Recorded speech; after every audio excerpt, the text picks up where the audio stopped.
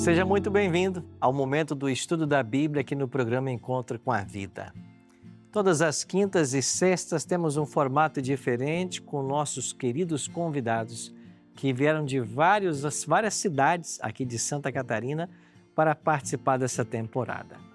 Por isso quero convidar você a se unir a todos nós e aprofundar nossos conhecimentos na Palavra de Deus.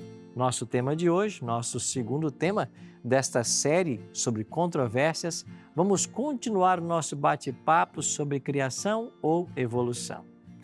Então você é muito bem-vindo, que bom ter a sua companhia e estarmos mais uma vez juntos com os nossos amigos. Todos são bem-vindos. Ontem nós conversamos um pouquinho, sobre a teoria da evolução, o relato bíblico da criação, e hoje nós vamos dar uma passada nessa semana onde Deus criou todas as coisas. Mas antes eu queria fazer um convite especial para você. No próximo domingo, depois de amanhã, eu estarei começando esta mesma série Controvérsias na Igreja Adventista da Beira-Mar, em São José. Aliás, vai ser o nosso segundo tema, E você é o nosso convidado. Vai aparecer aqui o endereço da nossa igreja, a legenda para você saber. Domingo, às 19h, você é o nosso convidado na Igreja Adventista da Beira-Mar, em São José, aqui no bairro Praia Comprida. Venha participar desse estudo presencial.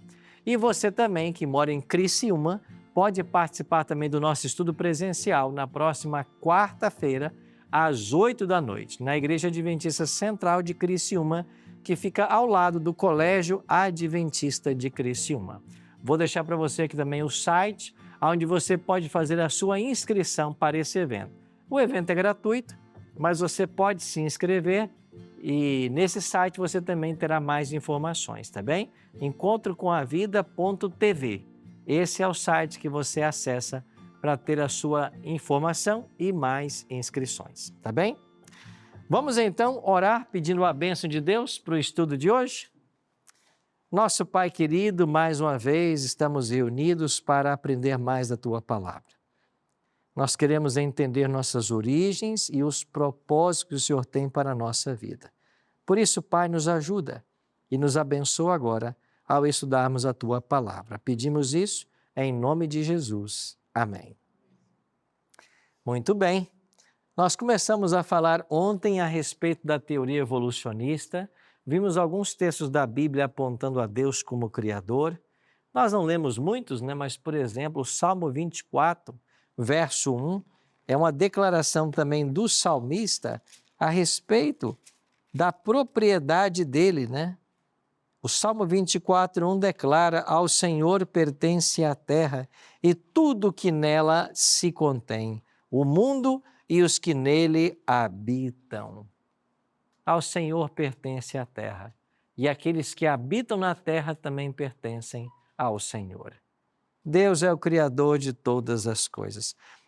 É interessante que, não sei se vocês conhecem esta obra, O Delírio de Dawkins, mas Richard Dawkins é um dos principais defensores, da teoria evolucionista.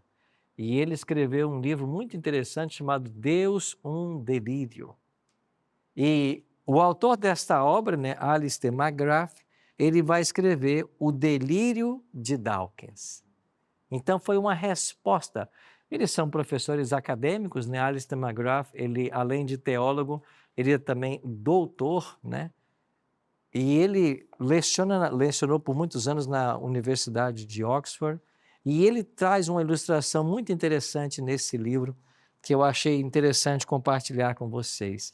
Ele diz o seguinte: você acreditar que todas as coisas vieram de um processo evolutivo, ou que surgiram do nada ou do acaso, é como você acreditar que um grande temporal, ou um grande furacão, passando por um ferro velho, no torcer dos materiais, produza um avião 747 pronto para voar.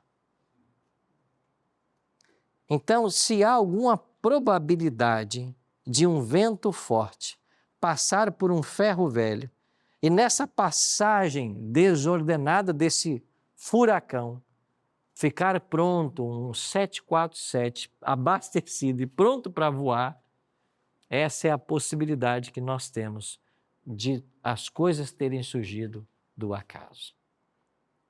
O nada não pode gerar nada, ou nada não provém do nada. Tem que haver um projetista inteligente por detrás de tudo aquilo que a gente percebe. E quando estudamos tanto o macrocosmo quanto o microcosmo, a gente percebe isso. Se você vai para o universo e estuda os grandes astros, a gente percebe o Deus infinito que criou todas as coisas. Olhe para as estrelas, né? A gente leu ontem um texto de Isaías, né? Olha para as estrelas bem contadas, nenhuma só vem a faltar. As estrelas são classificadas entre primeira, segunda, terceira até quinta grandeza, né? E as estrelas de primeira grandeza são as maiores, né? Uma estrela de primeira grandeza, ela tem uma magnitude, um tamanho tão grande que ela não passa no espaço entre o Sol e a Terra. Já imaginou uma estrela não passar nesse espaço que nós temos daqui até o Sol? E olha que nós estamos a 8 minutos do Sol, né? Viajando à velocidade da luz, 300 mil quilômetros por segundo. Uma estrela de primeira grandeza não passa nesse meio. Imagine o tamanho desse astro. Agora imagine bilhões, bilhões e bilhões de estrelas apenas em nossa Via Láctea, todas viajando em direção à constelação de Pégasus e nenhuma vem a se chocar. Há uma perfeita ordem no macrocosmo. Olha para o microcosmo, olha para os detalhes. Nós que já fomos pais, né? Olha a perfeição de um bebê quando nasce, o processo formativo de cada detalhe da unha, do cabelo, dos sistemas do corpo que vão se formando. Que coisa extraordinária. Não pode ser por acaso. Há um Deus inteligente por detrás de tudo isso, né? Juliana?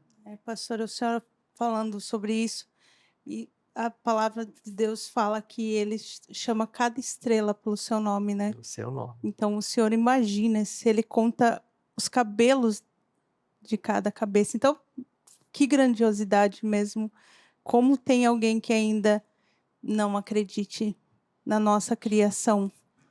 Eu não consigo, não me entra na minha mente isso. É verdade. Vamos voltar então à semana da criação? Vamos revisitar cada dia, vendo o que Deus criou? Isso vai fazer bem ao nosso coração. Gênesis 1, 3 a 5 vai apresentar o que Deus criou no primeiro dia. Então disse Deus: haja luz, e houve luz. E viu Deus que a luz era boa, e fez separação entre luz e as trevas. Deus chamou a luz dia, e chamou as trevas noite. Houve tarde e manhã, o primeiro dia. Deixa eu chamar a sua atenção para esse detalhe aqui. Houve tarde e manhã, o primeiro dia. Essa expressão, ela vai se repetir em cada dia da criação. Tarde e manhã. Por que essa expressão? Porque, biblicamente, o dia não começa meia-noite. Ele começa ao se pôr o sol. Então, quando se põe o sol, nós terminamos um dia e começamos outro. Tarde e manhã. O dia começa com a parte escura e termina com a parte clara. Então, nós temos 12 horas escuras e 12 horas em claro. Aí fechou-se o dia. Então, a expressão tarde e manhã, ela aponta para o início do dia. Ele começa ao pôr do sol. Nesse primeiro dia, Deus disse: haja luz e houve luz. Que luz é essa aqui? É o sol? Não, né? O sol só vai aparecer no quarto dia da criação. Alguém escreveu que é o próprio Deus que permitiu que a sua luz iluminasse o planeta caótico que existia. Então Deus traz sua própria luz sobre esse planeta e ele começa agora a transformar um planeta caótico num planeta habitável, para colocar nele o ser humano. Então Deus cria a luz. O que Deus fez no segundo dia? haja firmamento no meio das águas e separação entre águas e águas. E Deus fez o firmamento e a separação entre águas debaixo do firmamento e as águas acima do firmamento. E assim aconteceu. E chamou o firmamento céus, e houve tarde e manhã o segundo dia. Aí a gente consegue explicar a quantidade de água, né? Que a gente tem acima também das nuvens, né? Água abaixo, Deus separando o firmamento. Cada dia, Deus criando. Um dia de 24 horas. Essa expressão, você ontem, né, se perguntou sobre isso, essa expressão houve tarde e manhã, é uma expressão comum na Bíblia para falar de um dia. Tarde e manhã. Terceiro dia, versos 9 em diante. Ajuntem-se as águas debaixo dos céus num só lugar, e apareça a porção seca. E assim aconteceu. Chamou Deus a porção seca terra, e ao ajuntamento de águas, mares. E Deus viu que isso era bom, e disse que a terra produza relva, ervas que deem semente, e árvores frutíferas que deem frutos segundo a sua espécie, cuja semente esteja no fruto sobre a terra. E assim aconteceu. E a terra produziu relva, ervas que davam semente segundo a sua espécie, árvores que davam fruto, cuja semente estava nele, conforme a sua espécie. E viu Deus que isso era bom. Houve tarde de manhã, o terceiro dia. Agora, hoje a gente sabe, né, que para a sobrevivência das plantas, o que é indispensável? A água e o sol. Mas o sol não havia sido criado ainda. Ele só vai aparecer no dia seguinte. E se nós tivéssemos uma criação com dias milenares? Algo que Deus criou no terceiro dia poderia esperar pela água e pelo sol 1000 anos.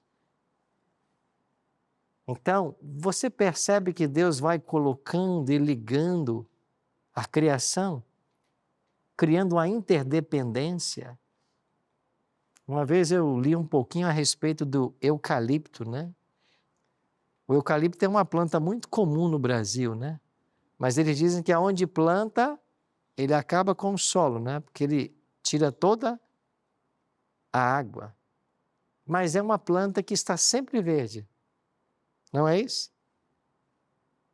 Ele consegue extrair do mais profundo do solo a água que ele precisa. E esse movimento dele puxar esta água, alimentar-se, permanecer verde, mesmo quando a terra superficialmente está seca. Alguém tentou explicar isso como sendo quando você vai tirar, por exemplo, água ou gasolina de um tanque de um carro. A gente não faz isso, a gente não dá o primeiro puxão e depois você coloca a mangueira e a gasolina ou a água sai naturalmente. Você criou ali um vácuo e ela agora circula naturalmente. Alguém tentou explicar que esse processo que a natureza faz é algo parecido e Deus teria dado esse primeiro, não sei se puxão, né?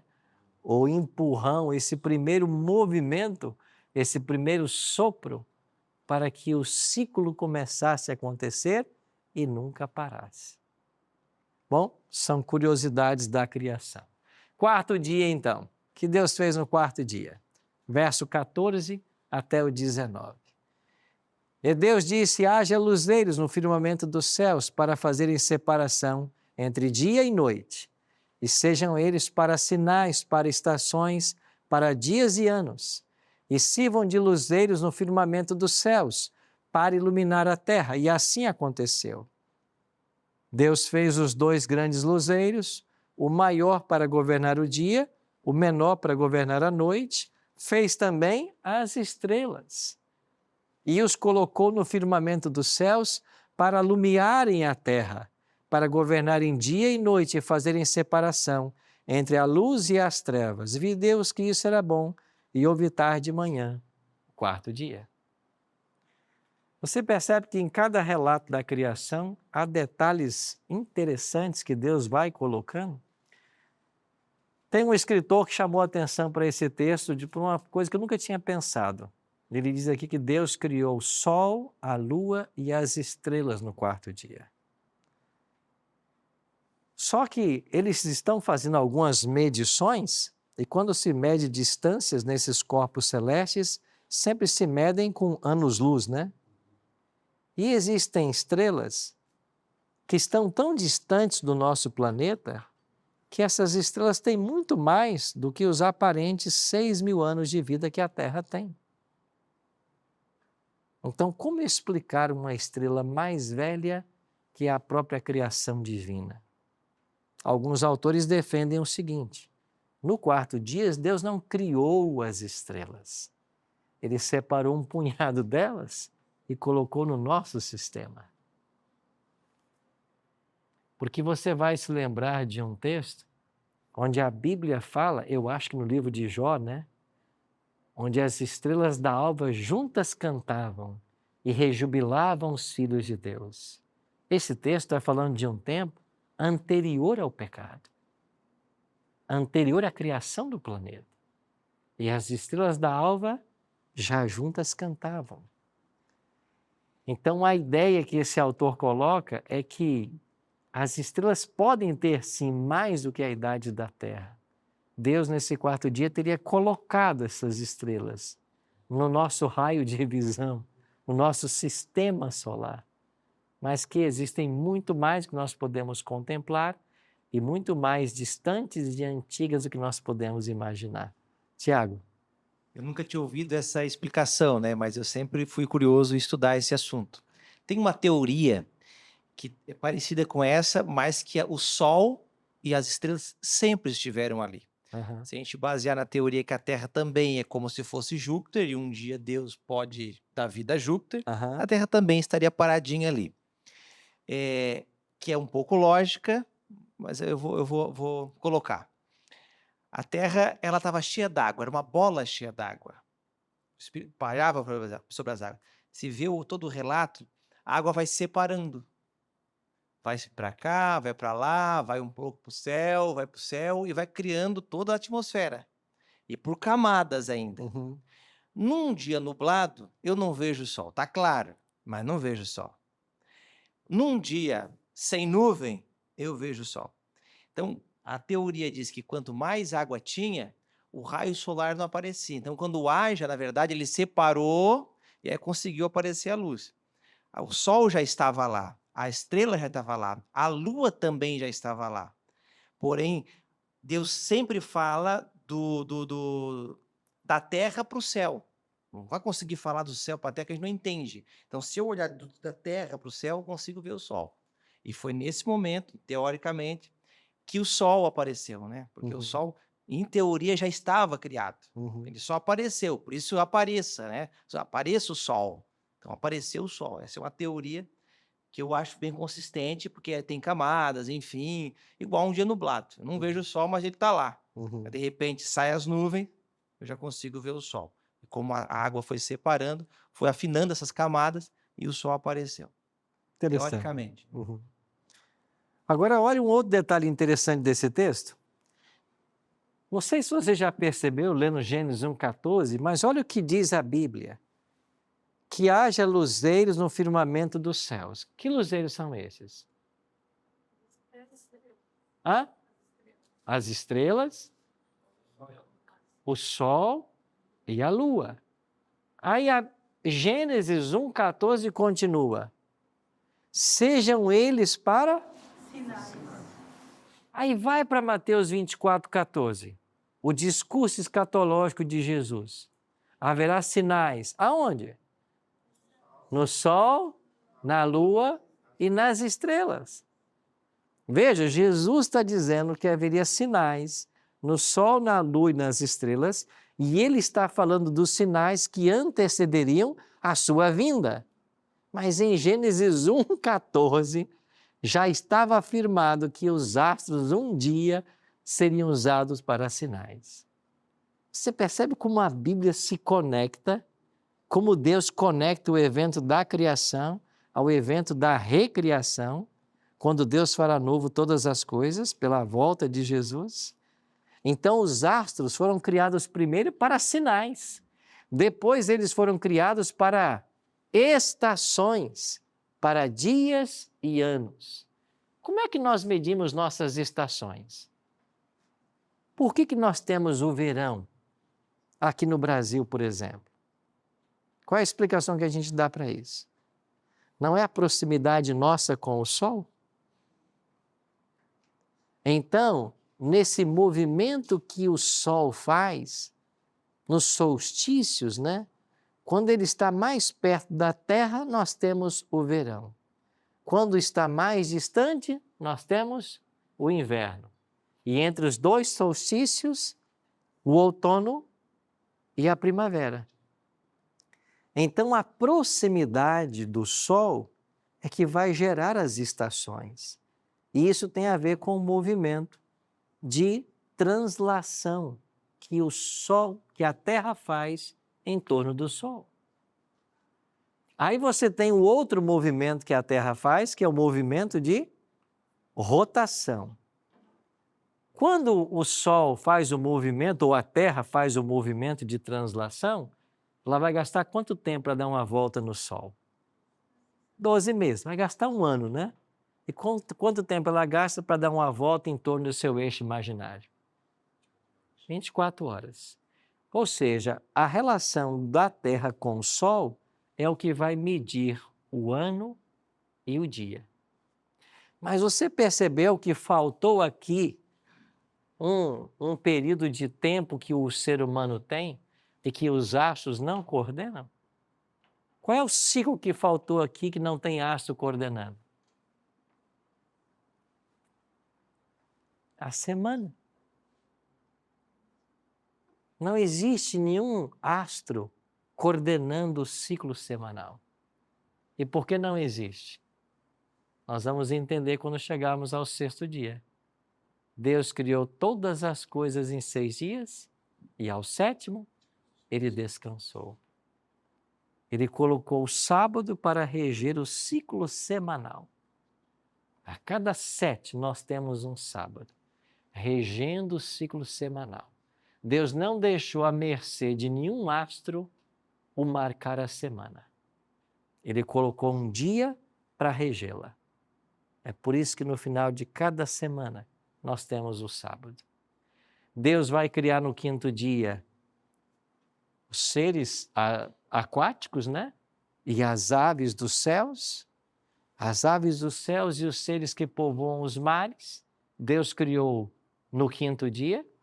E quando nós chegamos então ao 6º dia, Deus cria os animais domésticos, os animais que rastejam, os animais selvagens, e Deus também fez o ser humano.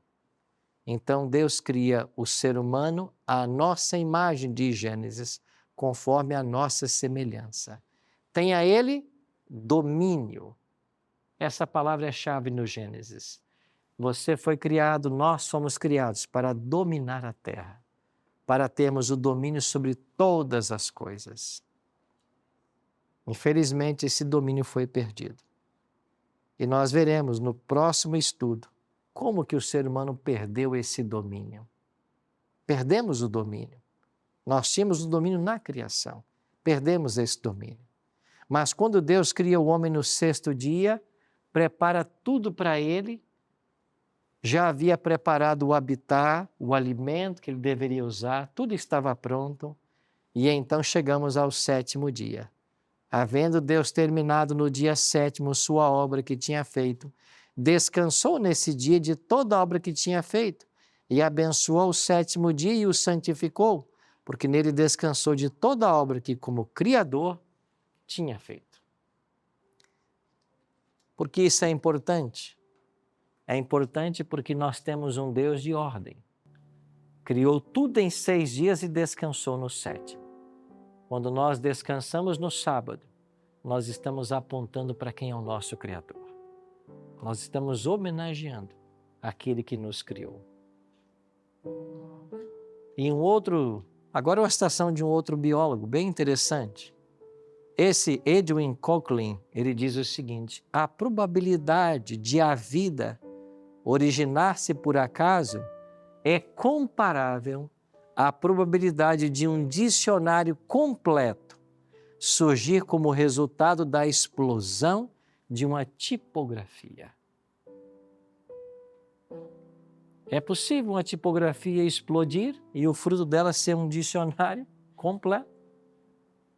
Essa é a probabilidade das coisas terem surgido por acaso. Então eu e você precisamos exercer fé.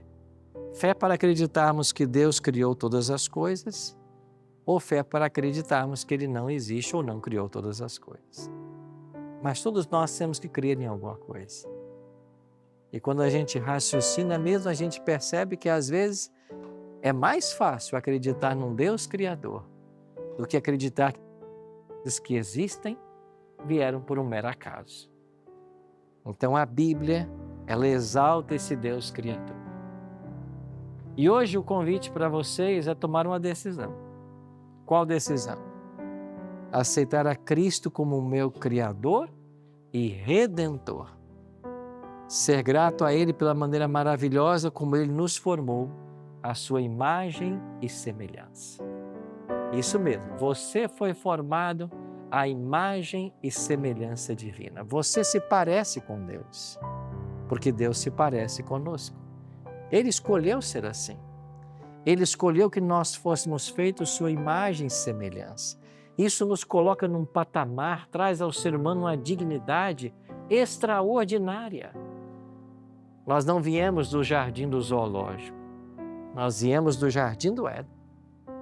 A nossa origem se remonta a Deus e o nosso destino é um dia voltar para as mãos dele.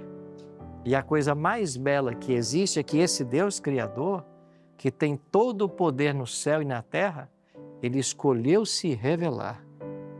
Ainda que você, às vezes, não se interesse, ainda que você não dê bola, não dê atenção, mas ele está sempre aí. Um dia, quem sabe, você precisa dele. Quando você precisar, ele vai estar aí perto de você. O trio Discípulos vai cantar uma música agora que eu gosto muito. Ela se chama Oração. A oração é a possibilidade que nós temos de falar com um Deus que é onisciente, onipresente e onipotente. Ele é eterno e todo-poderoso. Ao mesmo tempo que Ele é o Deus Criador do universo, Ele também é aquele que morreu na cruz por nós. É aquele que é apaixonado por todos nós. E a gente pode, a qualquer momento do dia, elevar a nossa fraca voz e conversar com Ele. Pensa nisso.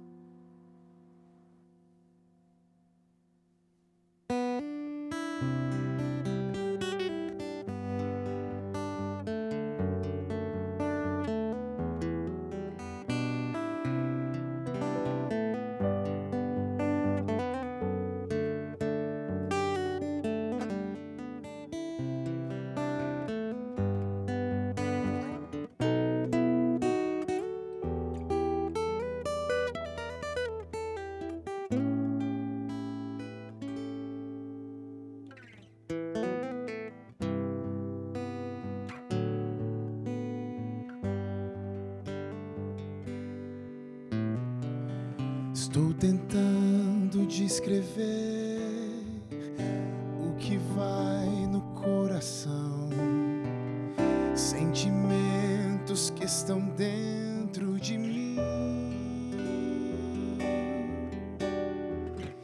frases soltas pra contar, tanta coisa pra dizer, conversar sem me importar do porquê.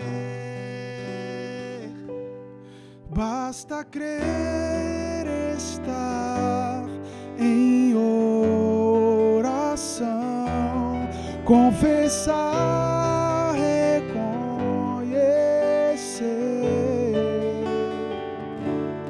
Eu aceito, ó meu Deus, minha condição.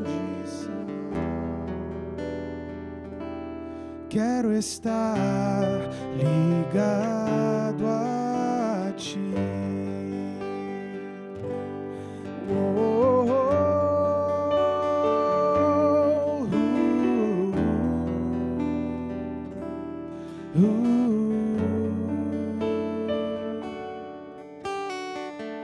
Teu silêncio, a tua voz, são as pausas musicais da canção que ecoa dentro de mim. O meu grito transbordando,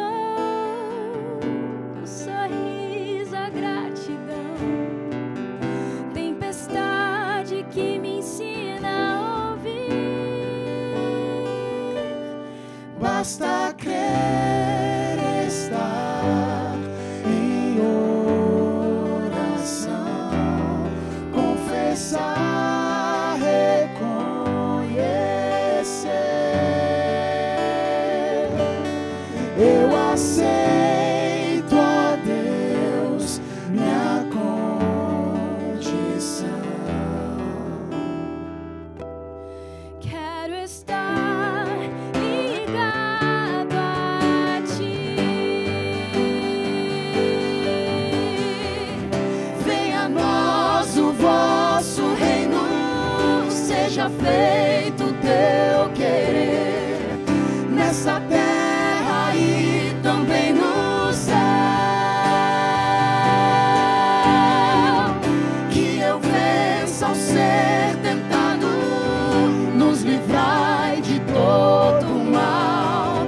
Teu é o reino para sempre, amém. Basta crer, estar em oração, confessar, reconhecer.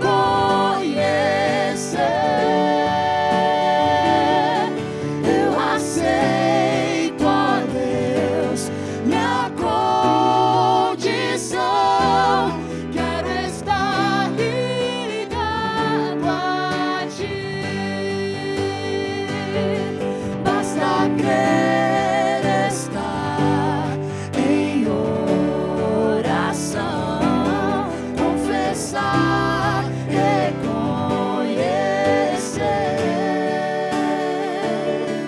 Eu aceito, ó Deus, minha condição.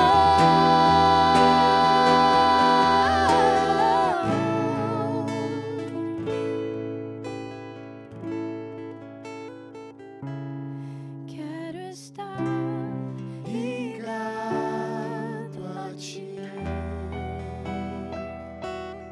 quero estar Ligado a ti.